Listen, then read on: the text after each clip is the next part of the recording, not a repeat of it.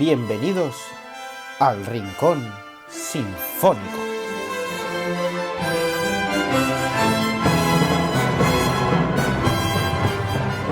Hoy os presentamos Sherezade de Nikolai Rimsky-Korsakov.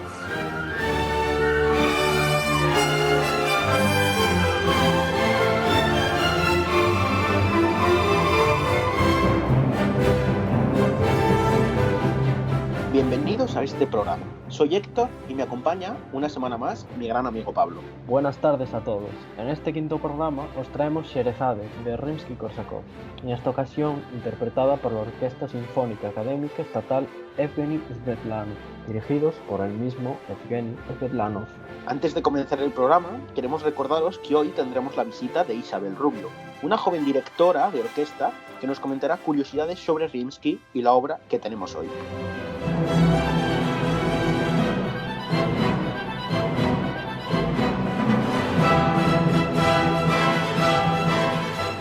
Nikolai Rimsky-Korsakov nació un 18 de marzo de 1844 en Tirvin, una ciudad rusa, y muere en 1908 en Luga, San Petersburgo.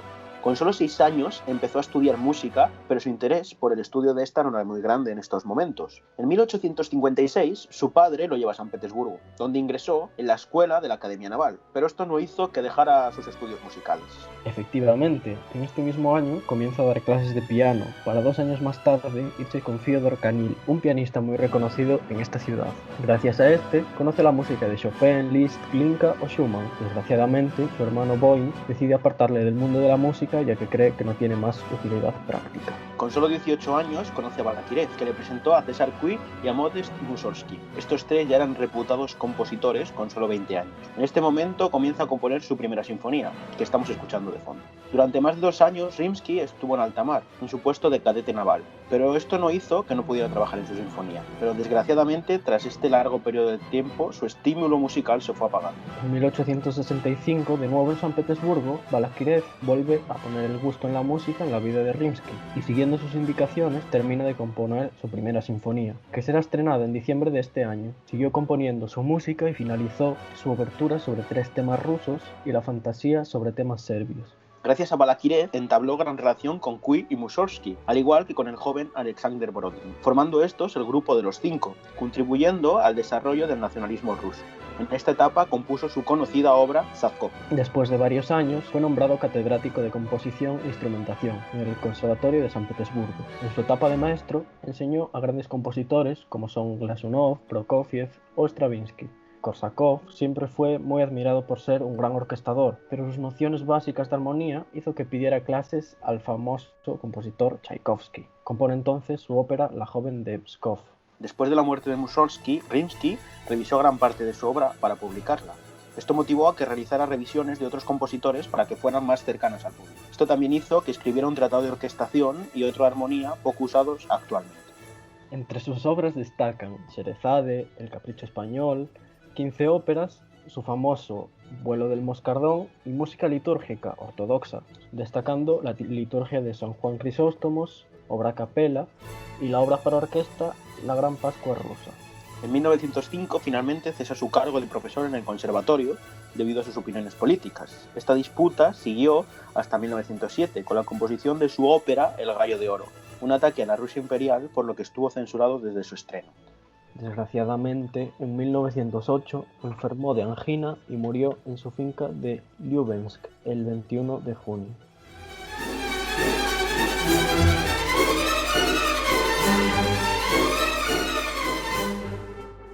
La obra que tenemos hoy, Sherezade, de Nikolai Rimsky-Korsakov, su opus 35, fue estrenada el 3 de noviembre de 1888. Es una suite sinfónica basada en Las Mil y una noches, una colección de cuentos tradicionales de Oriente Medio.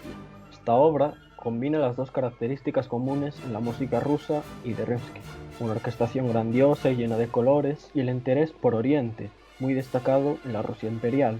Korsakov nos presenta esta suite en 4 movimientos, los cuales en un inicio estuvieron titulados, pero más tarde borró estos y los cambió por indicaciones de tempo para no inducir al público en una lectura de la música. Así es, Pablo, pero actualmente se conoce a cada uno de estos movimientos con el nombre original que dio el compositor.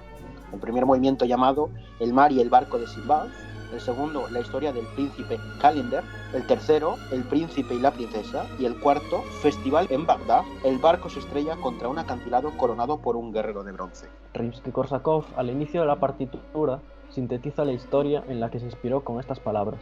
El sultán Shahriar de Samarcanda, convencido de la infidelidad de todas las mujeres, prometió asesinar a cada una de sus esposas después de la primera noche. Para distraer al sultán, después de hacer el amor, le contaría una serie de historias diferentes durante 1001 noches. Preso de la curiosidad por cada una de estas historias, el monarca pospuso día a día la ejecución y terminó renunciando a su promesa sangrienta. Rimsky crea una perfecta composición para esta gran historia, aunque no quería que se hiciera esta lectura programática de la obra, como se podría ver en las obras de Liszt o Prokofiev. Conozcamos ahora la orquesta que interpreta hoy esta obra.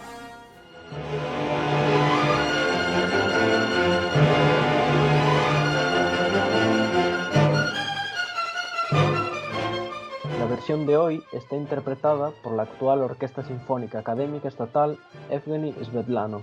Es una orquesta rusa con sede en Moscú. Fue fundada en 1936 como la Orquesta Sinfónica Estatal de la URSS, nombre que se cambió tras la disolución de esta. En 1972 se le otorgó el título honorífico de académica por sus logros creativos excepcionales. En 2005, como homenaje, le añadieron el nombre del que fue su director durante 35 años, Svetlanov, quedando la orquesta con el nombre con la que la conocemos hoy en día.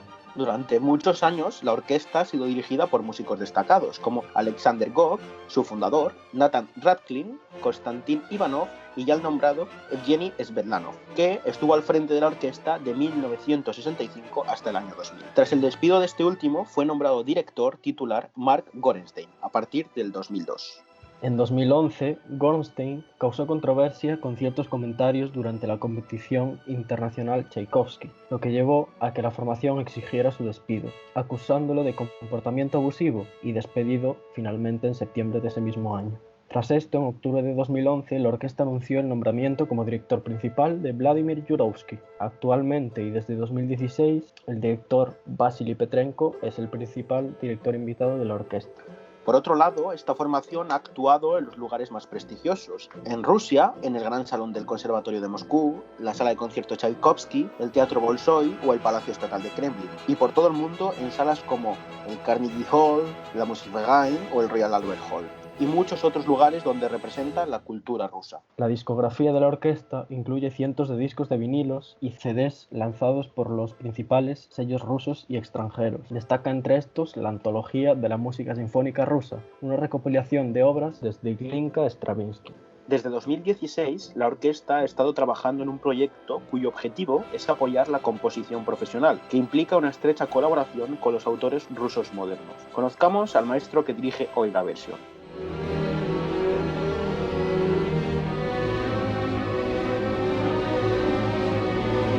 Evgeny Svetlanov estudió piano y composición en el Instituto Gnessine y a su salida, en 1951, entró en el Conservatorio de Moscú bajo la tutela de Yuri Shaporin y Alexander Gauk. Fue director, compositor, pianista, aviador aficionado, pescador y futbolista, una personalidad de una vitalidad sin límites. Por ello, fue una de las figuras más carismáticas de la interpretación en la segunda mitad del siglo XX. Su estilo de dirección era muy directo, colorista y enérgico. En 1954 es invitado a dirigir la orquesta del Teatro de Bolshoi, del que más tarde será director principal y artístico. En 1965 comienza a ser director de la orquesta que tenemos hoy, la Orquesta Sinfónica de la Federación Rusa. Ya en 1979 fue nombrado principal director invitado de la Orquesta Sinfónica de Londres y dirige regularmente la Orquesta Sinfónica de la BBC, así como la Orquesta Filarmonía de Londres. Al final de su carrera estuvo ligado a la Orquesta de la Residencia de La Haya, además de ser el director principal de la Orquesta Sinfónica de la Radio Sueca.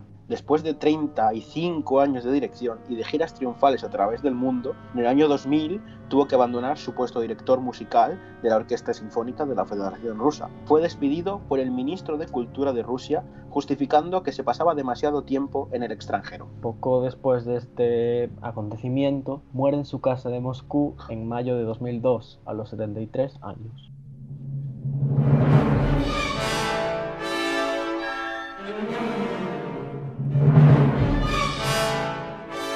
continuación tendremos el lujo de contar con Isabel Rubio, una de las jóvenes directoras de orquesta más activas del panorama nacional. Ha sido directora asistente de la Orquesta de Valencia durante la temporada 2018-2019, aunque ha dirigido numerosas orquestas como la Joven Orquesta Nacional de España, la Orquesta Vigo 430 o la Orquesta Federal de la Comunidad Valenciana. Su dirección también se ha centrado en banda, dirigiendo las bandas municipales de Madrid, Bilbao, Alicante, Pontevedra y Santiago de Compostela, entre otros. Ha sido ganadora de varios premios de dirección, entre los que destaca el primer encuentro de dirección orquestal en Bilbao. Actualmente es la directora asociada de la Joven Orquesta de Granada y dirige en festivales de prestigio como el Festival Internacional de la Semana de Música Religiosa de Cuenca, los encuentros de composición de la Orquesta de Valencia o el Festival Internacional de Música de Cine de Málaga.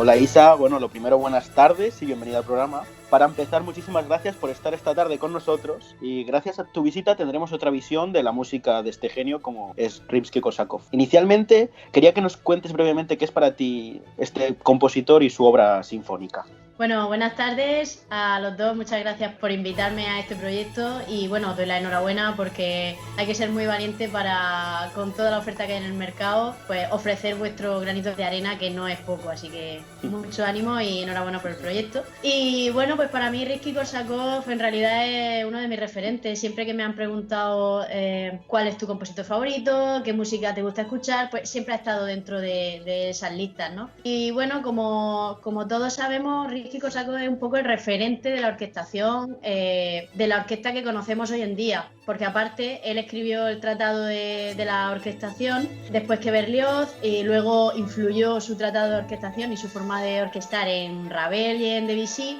Aunque bueno, Ravel dijo que no escribía un tratado de la orquestación, pues, pero hubiera ido por las mismas líneas. Y Rimski-Korsakov, sabemos que, bueno, ya habéis dicho que pertenece al grupo de los 5, viene de la línea de composición e instrumentación de Glinka, en contraposición a Tchaikovsky, por ejemplo, que deriva más de la música romántica de la línea de Beethoven y de Centro Europa. Precisamente esos dos compositores pues, van a ser el referente musical de la segunda mitad del siglo XIX y en Rusia pues Rimski-Korsakov representa así el nacionalismo puro y fue un poco el centro también de esos 5 compañeros que también le orquestaba e instrumentaba piezas a todos. Eso es. Era el más joven y aún así era el más pluriempleado porque, bueno, era profesor en el conservatorio, director. Me llamó la atención que era inspector de bandas en la Marina. O sea, increíble ese dato. No lo conocía y, bueno, genial.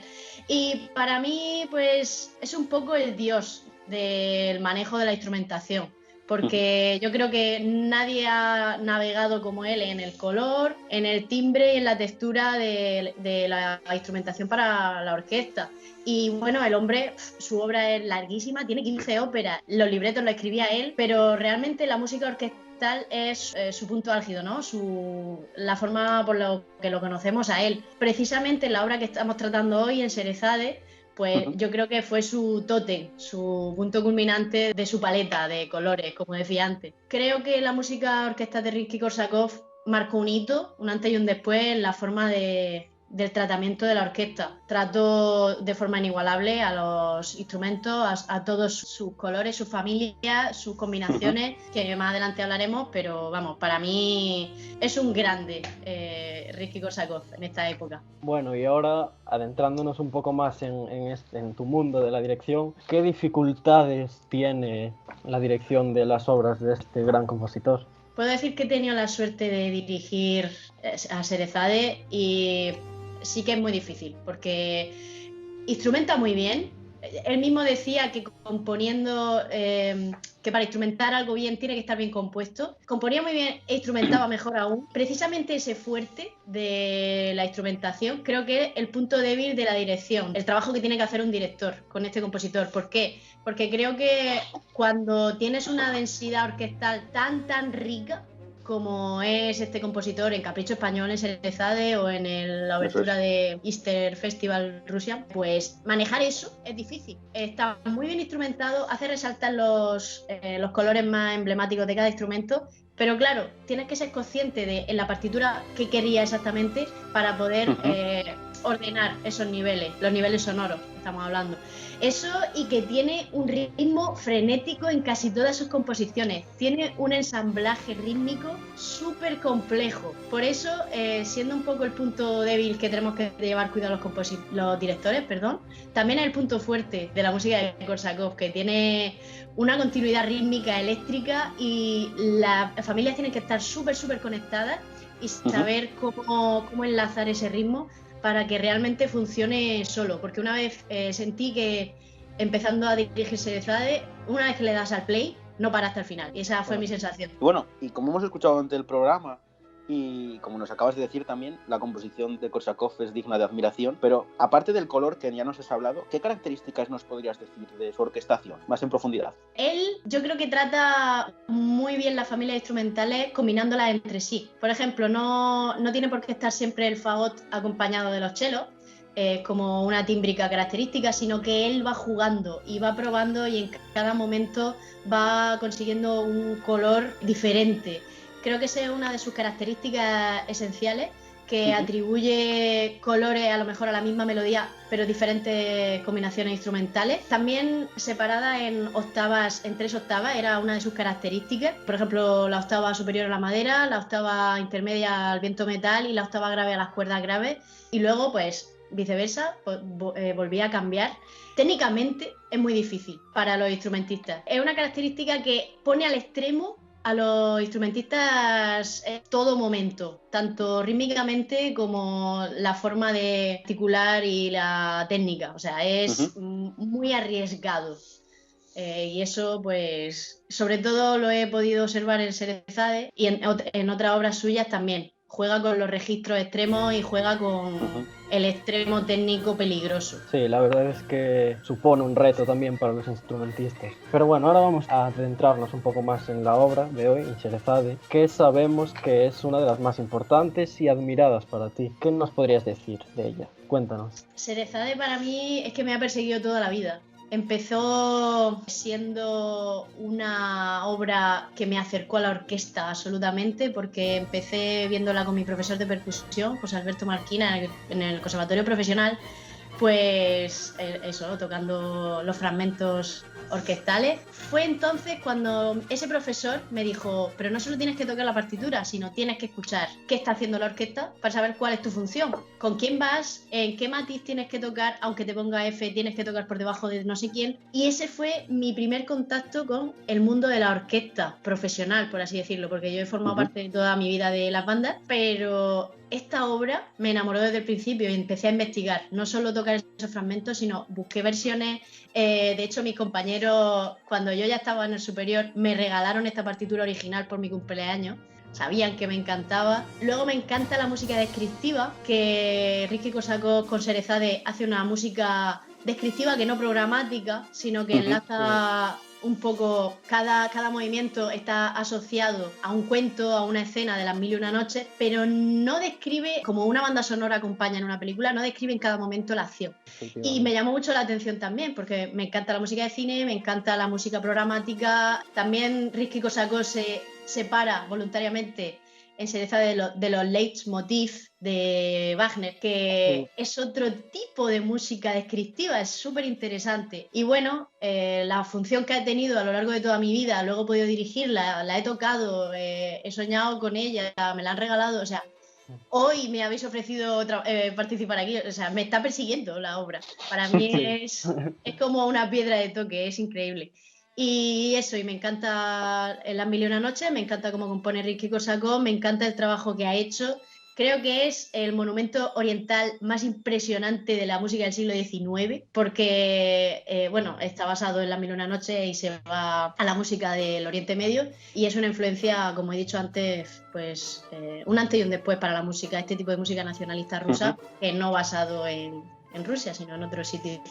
Bueno, y ya como última pregunta, ya que tú eres percusionista igual que nosotros, ¿qué nos podrías decir de la escritura y del papel de este gran instrumento que tenemos hoy de la percusión? Creo que es de los primeros compositores que hace un uso de la percusión tan continuo y en toda su obra, porque no es solo en Sherezade, sino en Capricho Español también, en sus óperas.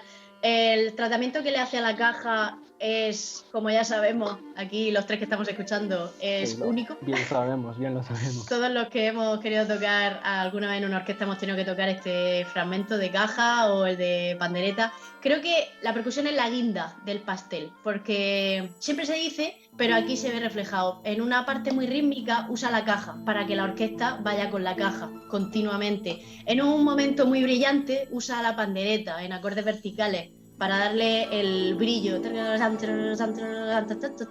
El triángulo está usado en momentos más tranquilos, más románticos. Le da una entidad a cada instrumento muy, muy personal, ¿no? Y rítmicamente en la base. Es súper consciente de que la percusión es una ayuda y lo utiliza en favor de la música, vamos, magistralmente.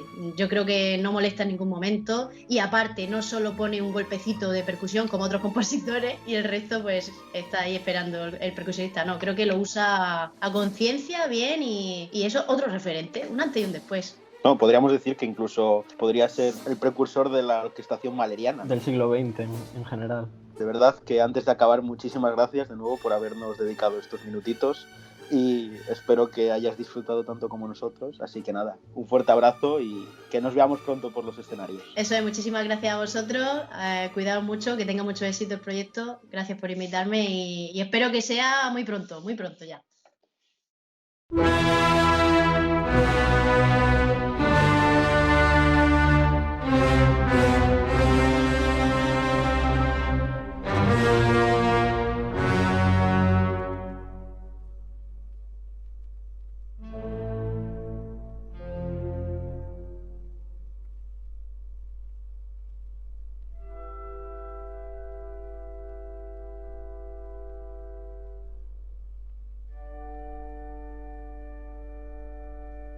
Comienza esta obra con una entrada en fortísimo por parte de toda la orquesta.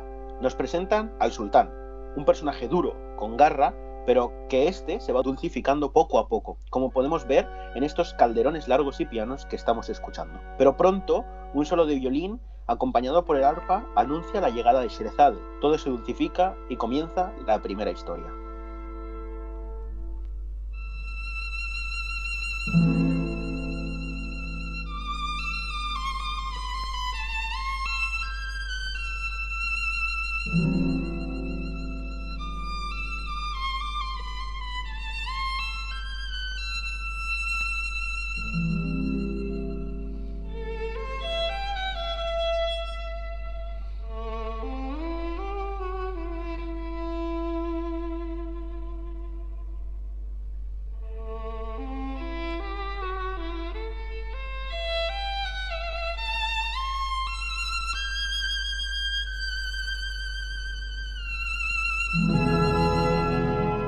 Esta primera historia nos habla de Simbad el marino. Podemos escuchar cómo hay un constante fluir de los bajos que nos van mostrando cómo se mueve el barco en el bravío mar. Los continuos golpes agudos de todo el tutti simbolizan esas olas golpeando contra el casco del barco. Podemos apreciar cómo toda la melodía se va construyendo a base de notas largas, con trino, finalizando en golpes agudos y cortos para retomar esta idea larga de nuevo. Una melodía cíclica, pero de pronto esta idea cesa y toma un gran protagonismo las maderas y la trompa con diferentes solos, mostrándonos cada vez un mar más tranquilo. Escuchémoslo.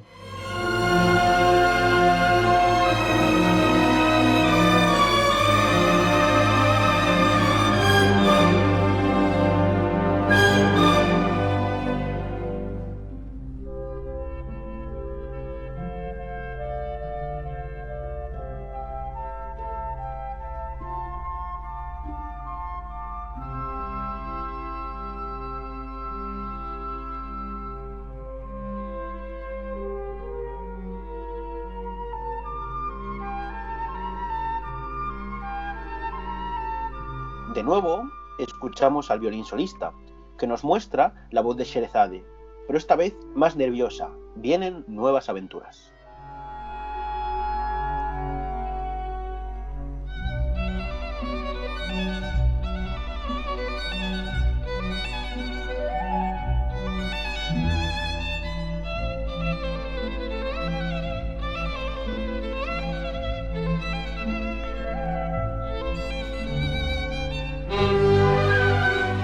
De nuevo, vuelve el bravío mar, esta vez con olas mucho más grandes, como podemos observar en esa continua rapidez melódica de los violines y las maderas. La tormenta ha llegado y escuchamos otra vez esa melodía de notas largas del inicio, pero con mucha más tensión. De pronto, la melodía vuelve a tranquilizarse, pero aún apreciando pequeñas ideas de la gran tormenta, pero con un calmado mar. Las cuerdas comienzan a hacer continuos pizzicatos, mostrándonos cómo la tormenta se va alejando poco a poco. Escuchamos estas partes bien diferenciadas.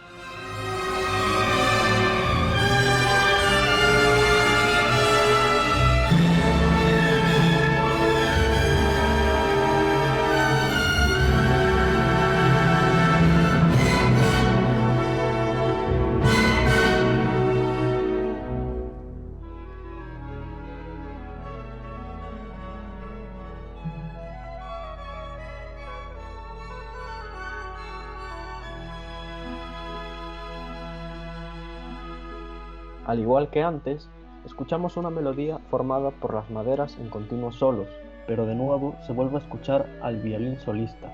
Vemos como Sherezade sigue ahí, nos sigue contando su historia. De nuevo, el oleaje vuelve a aumentar y nos vuelve a enseñar los peligros de la navegación. La idea piano que teníamos vuelve a hacerse mucho más tensa y con un gran cúmulo de notas por parte de toda la orquesta. Escuchemos.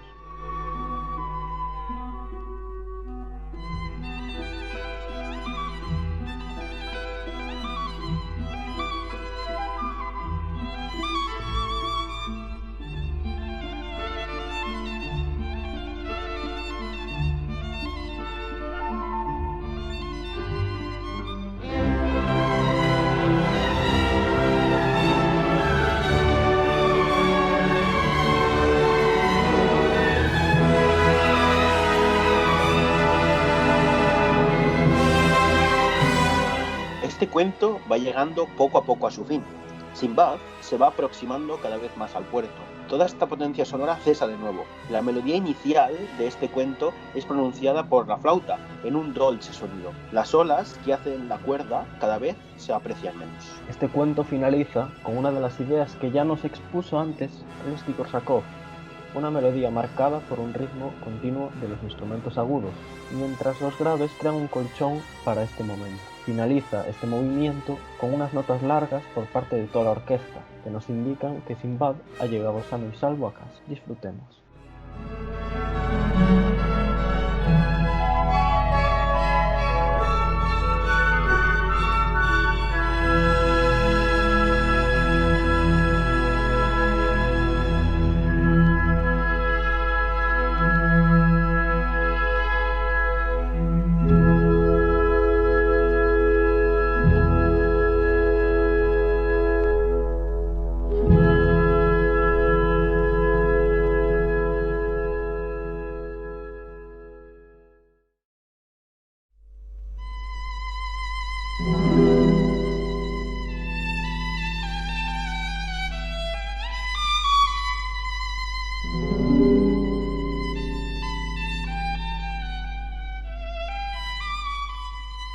Comienza el segundo movimiento, el cuento del príncipe Calender, con un solo de violín acompañado con acordes de arpa que nos presenta a la princesa Sherezade.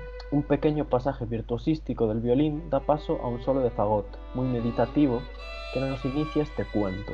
Esta misma melodía es ejecutada por diferentes instrumentos que nos hacen pensar en multitud de situaciones y de personajes diferentes. Primero el oboe y luego la sección de cuerda, que lo realiza más rítmicamente y que desborda en una preciosa barcarola.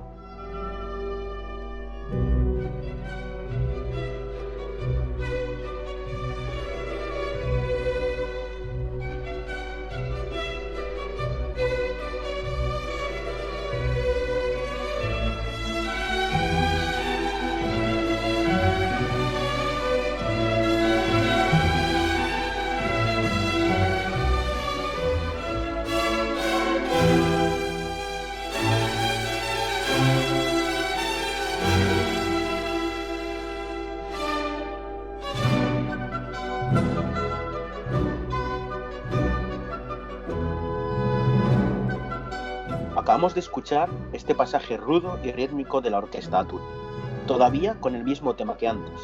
Ahora, la sección de viento, madera y percusión aportan más intriga a esta parte.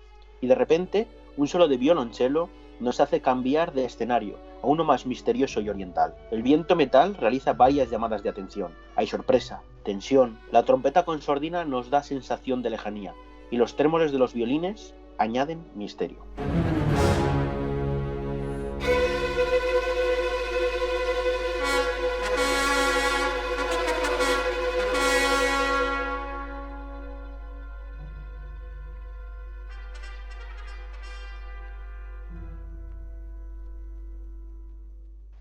Después de varias llamadas de este tipo, la música se acelera hasta que la tensión culmina bruscamente con unos pizzicatos de la cuerda y un gran solo de clarinete, lo que nos hace sentir aún más expectantes por lo que sucederá a continuación. Un similar solo de fagot acontece después y da paso a una sección donde las aventuras se suceden mientras las diferentes secciones de la orquesta dialogan entre sí con un ritmo cada vez más frenético. Escuchamos la misma melodía repetida que nos hace pensar en el mismo personaje en diferentes escenarios, afrontando múltiples peligros.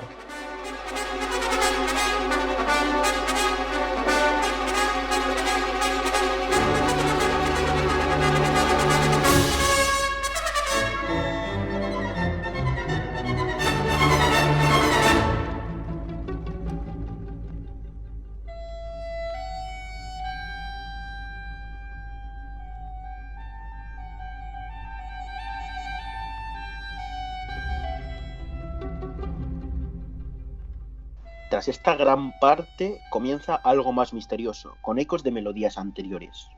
Poco a poco se va transformando en una especie de marcha, volviendo a escuchar algunas de las melodías principales. Esta vez con una sonoridad triunfal y alegre que se vuelve cada vez más viva, pero bruscamente es interrumpida por una nota de las trompas.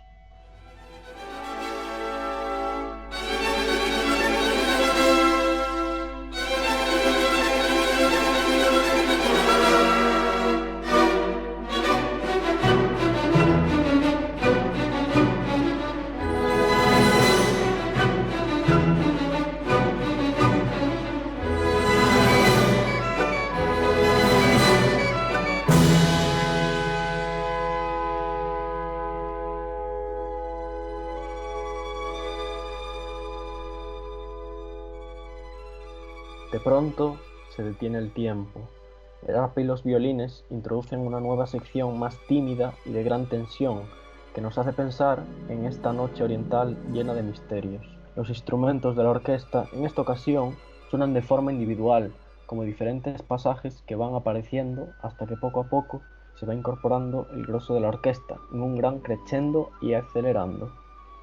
El golpe de la percusión marca el final de este movimiento, en el momento más emocionante de la historia, al igual que Sherezade, que interrumpe cada noche la narración de su cuento dejándola para la noche siguiente.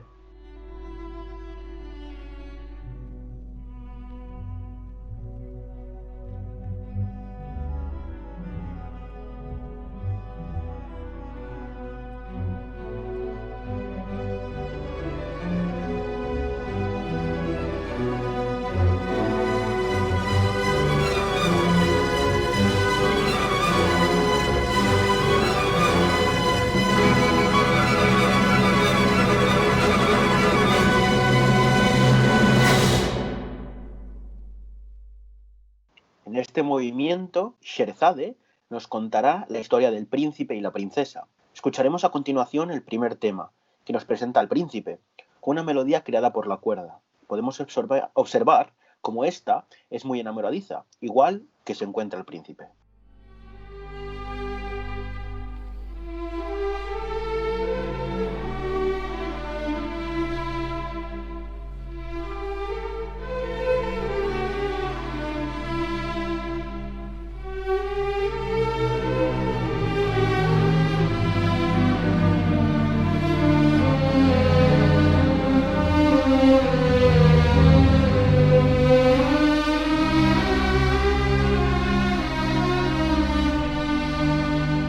De pronto, a este tema de amor se une el clarinete, que con su figura rápida nos muestra el nerviosismo del príncipe por ver a su amado.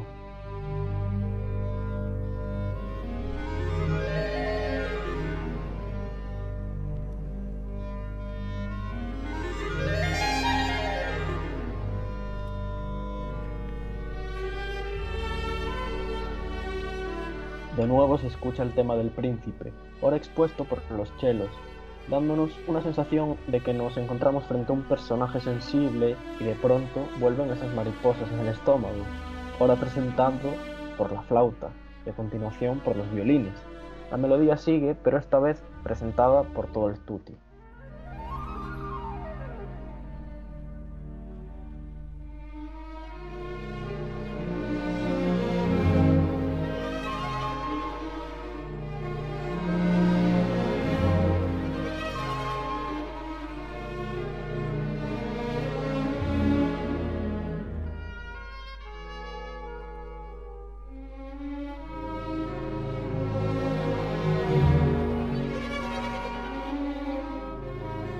De pronto, toda esta idea acaba y Rimsky nos presenta a la princesa. La caja, con ese fragmento tan conocido por los percusionistas, anuncia su llegada. El clarinete nos muestra a una princesa joven y alegre, que se acerca con un carácter danzado. Finalizada la presentación por el clarinete, toda la orquesta se une a esta danza junto a la princesa. Escuchemos.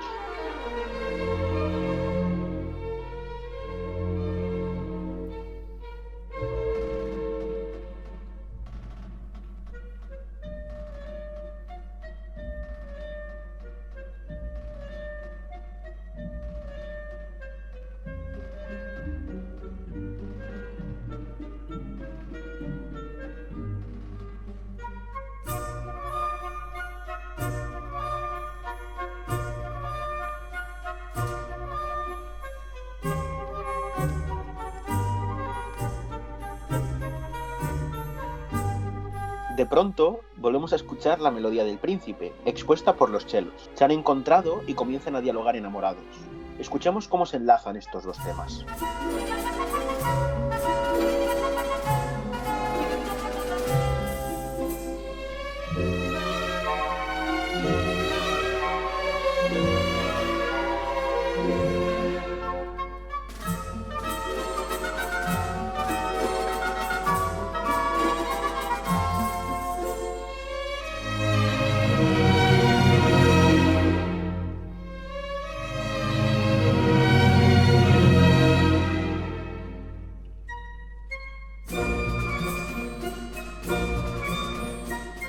Pero ahora volvemos a escuchar de pronto al violín solista. Sherezade sigue ahí, nos sigue narrando esta historia. Una vez más, con gran virtuosismo, finaliza esta melodía entrelazándose de nuevo con las melodías de los dos amantes. Escuchemos a Sherezade.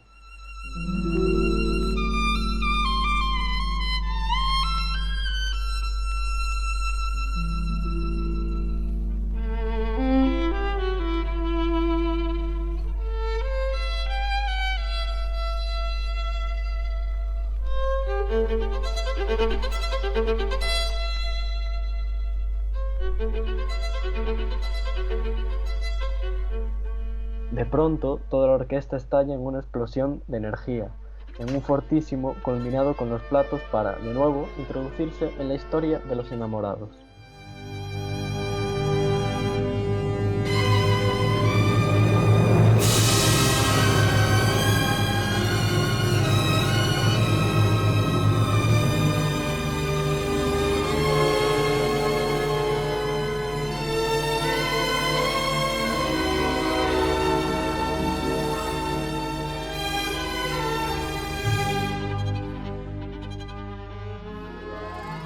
Podemos escuchar cómo estos siguen bailando. Toda la orquesta nos presenta el tema de antes, aún más danzado.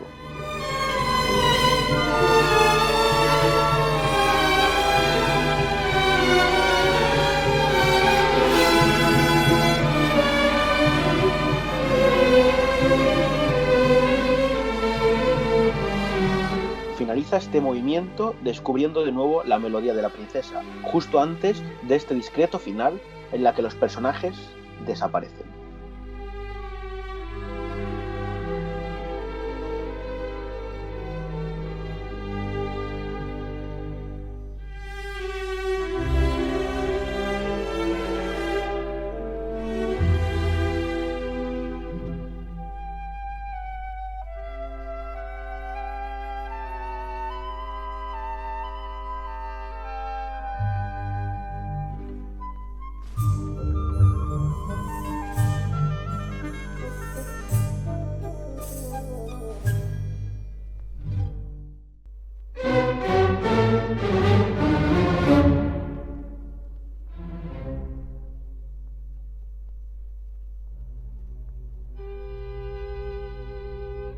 hemos escuchado en este inicio el tema del sultán del primer movimiento, que suena ahora enérgico y agitado. Enseguida llega Sherezade, a la que también escuchamos más agitada de lo normal.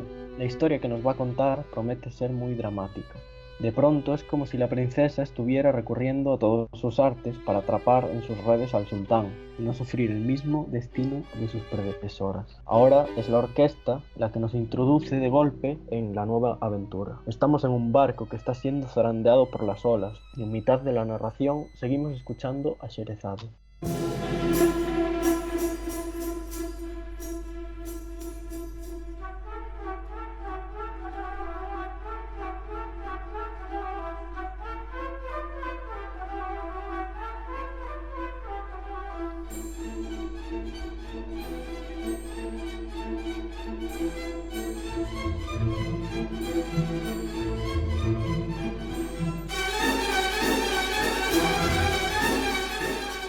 Oímos ahora de nuevo algunos de los temas de movimientos anteriores, que nos irán recordando todas las aventuras por las que hemos pasado. Escuchamos también la danza de la princesa del movimiento anterior, pero esta vez la melodía se vuelve más y más ansiosa, preocupada. La percusión y la flauta introducen una nueva sección, más amable y despreocupada, pero la tranquilidad dura poco, pues pequeñas melodías rápidas nos indican que se aproxima un peligro. Escuchamos gotas de lluvia en los pizzicatos de los violines y comenzamos a sentir la intensidad del oleaje y de la tormenta que se acerca.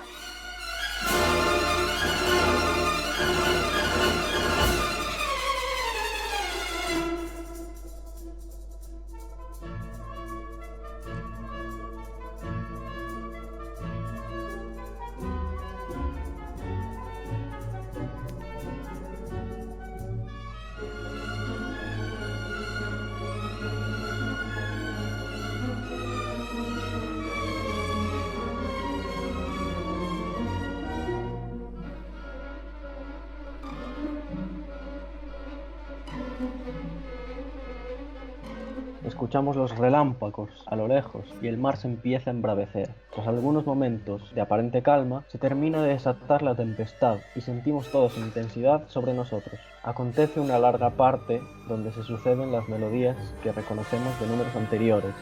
Captamos también la tensión de los momentos de peligro que estamos pasando.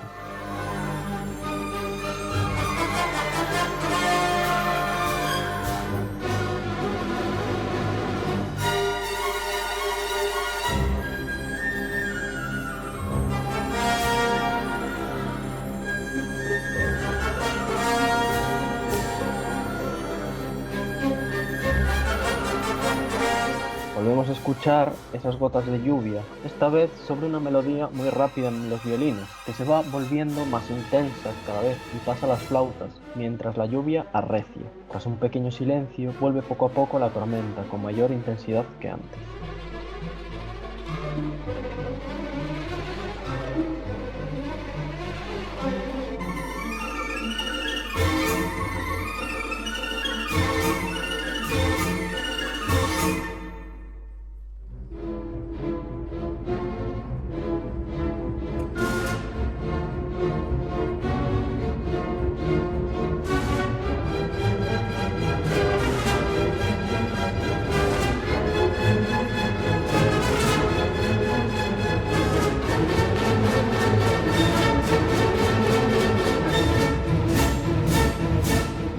El oleaje va en aumento y de nuevo escuchamos olas que golpean el casco del barco, hasta que chocamos contra una roca y naufragamos, momento en el que se hace el silencio.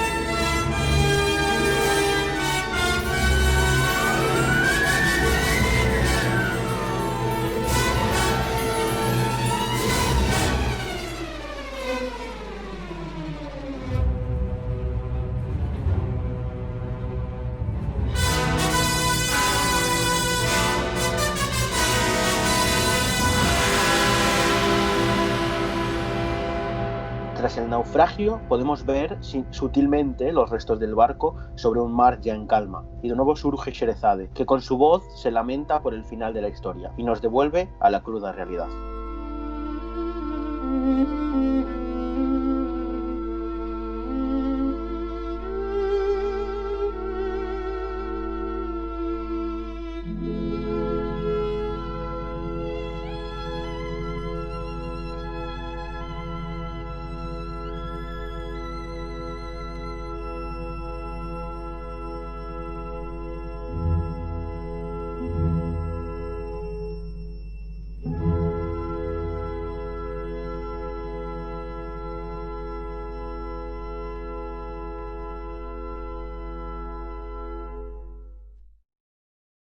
Y con este íntimo, precioso y a la vez dramático final termina nuestra obra de hoy y nuestro quinto programa. Muchas gracias una semana más a todos nuestros oyentes. Les recordamos que pueden escucharnos en YouTube y Spotify. En el próximo programa hablaremos sobre el concierto para cello en si menor de Antonín Dvořák. Hasta pronto.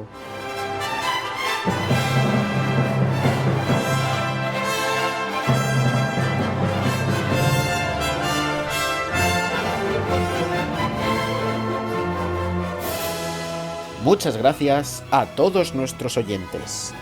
Les habló Pablo Soto y Héctor Varela.